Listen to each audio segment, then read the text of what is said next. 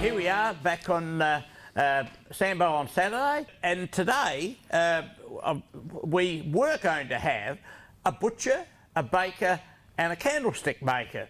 But sadly, the candlestick maker is unable to get in at the moment. But I'm certainly very, very happy to have Terry Field here from Crestline Meats of Gawler, and also we have James Nagel from 4 different bakeries in our district here, especially in Everston at Gawler here, being the Sunrise Bakery. So welcome, Terry, and to you also, James, for your time here today.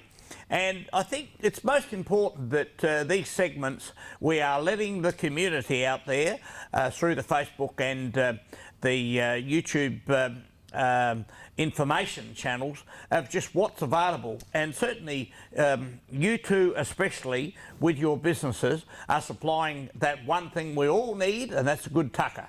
And I know, Terry, one of the big promotions that certainly everybody carries around with them is Crestline Meats, the home of the big red rump steak. The massive rump, yeah. Massive rump steak. And that's been quite a highlight there. And to you also, James, coming into Gawler, into the Homemaker Centre, and your other agencies at Anguston and Truro and Lindop. We'll maybe go to you there, James. Have you noticed a big influx in the way the businesses that you have are operating, and also are you doing things in a different way to supply the community with the good food that you produce? Okay, well, firstly, probably a month ago, our sales did drop off by about 60% after the announcement of the first restrictions, borders closing, etc. So it took a big impact, and it was pretty widespread at all shops. And but just recently, over the last 2 weeks especially, since Mother's Day, the nice weekends that we've had, nice sunny days, restrictions being lifted, it's turned around dramatically, and people, I think, have reached to the point where they want to go out for a drive, go for a bit of a picnic, stop off and have lunch, and even on a few occasions in the lead up to the past couple of weekends, we were getting people ringing and asking if we're open. All we want to do is have a coffee and have a pie and a donut, because they're just hanging out, even working from home, etc. But yeah, this last weekend especially was enormously busy. We probably had sales figures that exceeded some of our normal trade on a weekend. That's great. And after Saturday, I actually questioned myself as to why.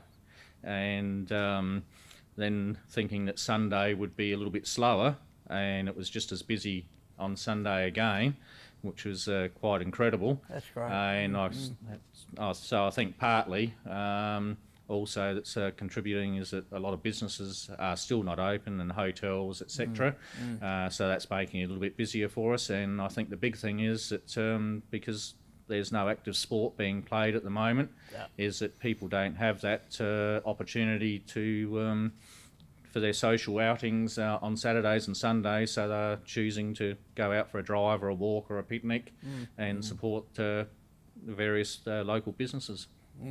And you mentioned donuts and all the other beautiful food that you make. Have you found that there's any change of the trend of what people are asking? You know, I mean, you know, wherever I go into your shops, it's always a Cornish pasty. I don't know, it might be because I'm a bit of a guts, but you know, have you actually changed anything in the type of food that's in more demand than other, or is it normally the normal run-of-the-mill?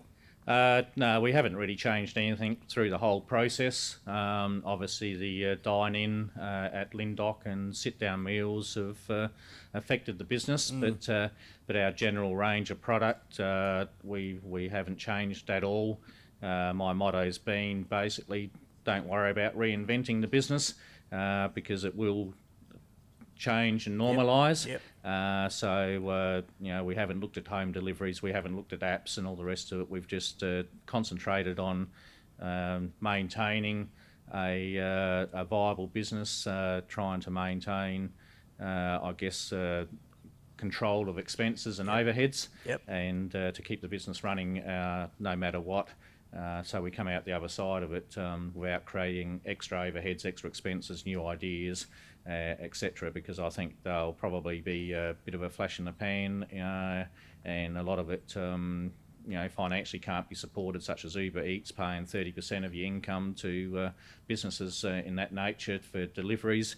And our business is also very much a spontaneous style type of business, of where you'll just drive past, feeling hungry, feel like a coffee, Yep. you stop, and then hopefully once you've got them in the door, you can get an extra $1 out of them by having a spontaneous buy with a packet of Lamingtons on the counter, etc. Yeah, So all in all, we've just maintained our business along the same structure. And certainly your main place of producing the beautiful food is at Anguston, and that, have you had to reduce staff, or because or even put staff on? Has there been many changes there? Well, initially when the restrictions come in about a month ago, 5 weeks ago, and the dine-in was removed, we had to put off about probably half a dozen staff. Then the rest of, we employ about 55 people, and everyone had their hours reduced and cut as no one knew where this was leading to, and it was before JobKeeper was announced, etc. So we had to control wage costs and overhead costs very quickly and adapt to that. And all our staff and employees, supported us 100% in that procedure. So we're very lucky to have a good and great crew working for us. And as the JobKeeper announced and come into effect, then that certainly put everyone at ease. And basically we've now returned to most of those people back to their normal hours. Oh, that's very good. And now actually looking to hire several more people. Wow, that's as great. well. So certainly, as we've said before, the JobKeeper side of things has certainly been a great help, and a very quick action on behalf of the state government as well too, which has been a great asset to making sure that we can try and do the best to keep the staff that you have. Because I've been into a number of your shops, and the service and the style. There's training that's got to be done, and that sort of thing. You don't just have something in there and don't give any training. So you've obviously got a very good team of people that are actually keeping up that service that people want, as so many of the businesses and that around this area put together.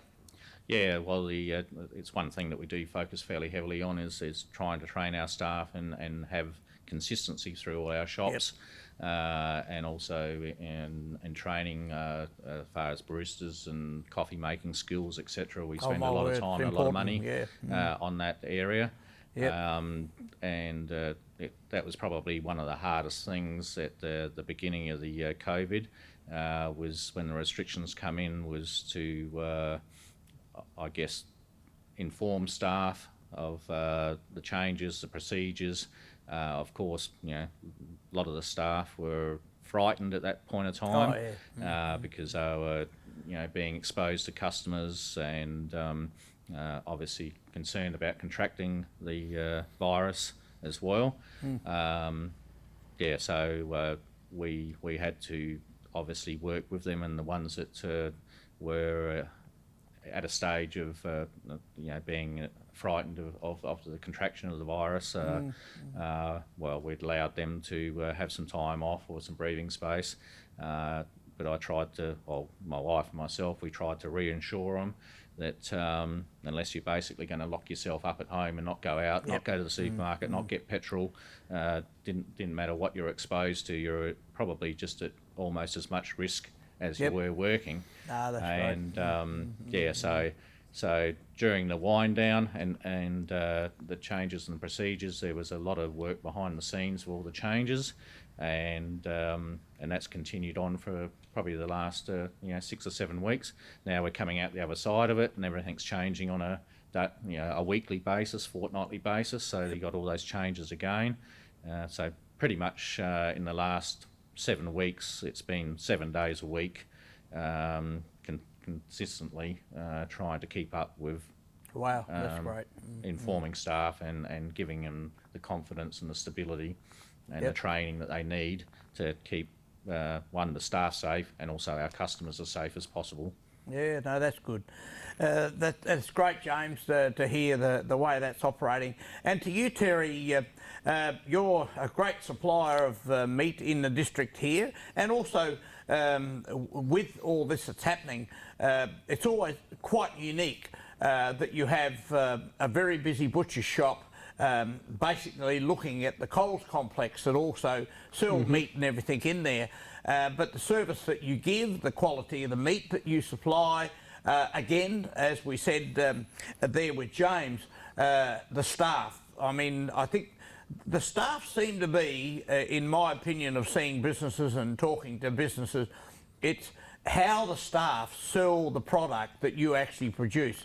That brings the people back time and time again, instead of maybe going into the supermarket and just getting the quick wrapped up that's in there. But you would have seen some changes now. I believe you're now doing a fair bit of online and that, so maybe you can tell us a little bit about how you've seen the changes with Crestline Meats of Gawler. The biggest thing really is initially there was a lot of panic buy, so it's been difficult to keep up with certain product lines, mince, chicken breasts, and then again it's an education part on the customers as well. You're saying about the service, it's letting people know what they can be used, the products can be used for, the mince, the chicken breast, because they're sort of buying it, but okay, now we've got it, we've been suggested this is what we get, how do we use it? So that's where the service side of it comes into it. Cooking suggestions, recipes, and follow on like that.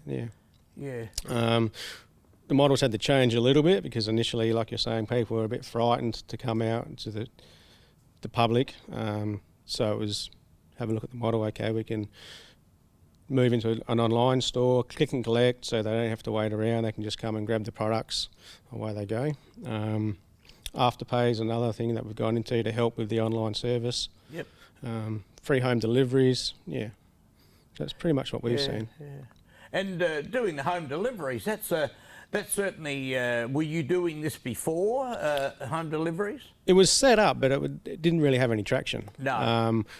Here and there, there'd be the odd one.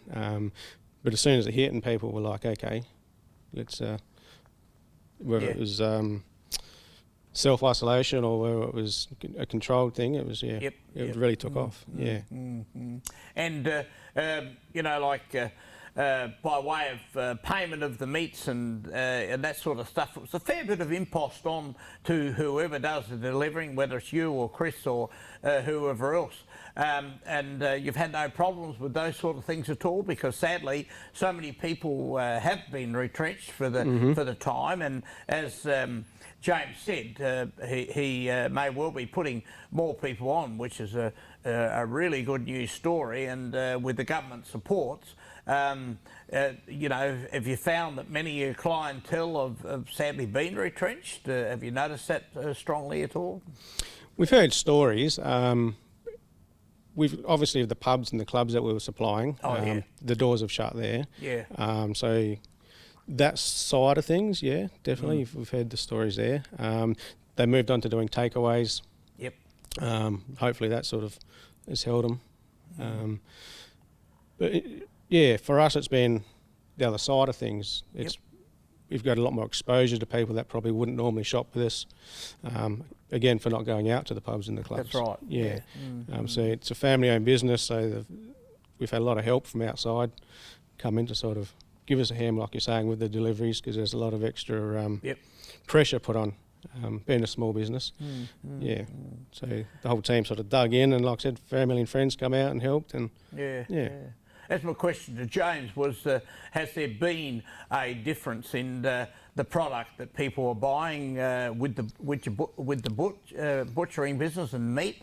has there been a change? Are people still buying that beautiful big massive rump steak or whatever? I mean, so initially, yeah, like I mentioned earlier, the change was mince, chicken breasts, sort of staples like that they're easily freezable, and versatile. So then we noticed that for about the first fortnight. Right. The mince sales probably tripled. Yep. To the point where that was one of the lines that we were struggling to get. Mince trim, I think, would have been Australia-wide, would have been hard to purchase. To the point where the cost went through the roof also, which was making it difficult, which we had to sort of pass on. That's right. Just to get it through. Yep. Now we're starting to come on the other side of it. Yep. People's eating habits have gone back to normal. They don't have to be concerned about having freezer stock. So yeah, it's but more regularly they're coming in. Maybe we'd see one face once a week. Now we're seeing the same face perhaps 2 or 3 times a week. Because again, they're not eating out. They're eating lunches at home, breakfast at home, evening meals at home. And as James said, to do with the bakery business, you know, the staff are in there at 3 o'clock in the morning. Well, like yourself, what time does your working day begin in a butcher shop? We're pretty lucky with the retail side of things. General, our starting time would be 7:30. Yep. When things hit, we were starting at 6, 5 o'clock. We're doing 12, 14, 15-hour days. Yeah. And preparation with all the food and so forth. Preparation and also a lot of more stringent sanitisation practices. Again, we always follow the HACCP-based system, but again, with the hand sanitising after each customer, the wipe down after customers, there's a lot more labour intensive on that side of things. No, well, that's good. And so business-wise, then in Crestline Meats of Gawler, you haven't actually dropped too far away from the normal weekly trade. It's probably helped us. Is that right? Again, because people are eating home more. So that maybe the 2 or 3 times a week they were eating out. Now they're eating home. So we definitely increased in that sense. On the other side of it, I think that's when it'll go back to normal. People will be starting to eat out, starting to socialise again, which will probably bring things back. But the upside of it is, like I said, we've got more exposure that we didn't have before. No, well, that's great. Well, look, thank you very much, Terry, and to you, James. James of Sunrise Bakeries at Angaston, Truro, Everston and Lindop Valley out there, and to you, Terry, from Crestline Meats of Gawler over there at the Gawler Green Shopping Centre. That's it. And I thank you for your time to come in today and to let everybody out there know that you're open for business and have everything that they want when you're getting a little bit peckish. Sort of thing. So thanks again for coming in and all the very best for the future. Not a problem. Thank you for the opportunity. No worries.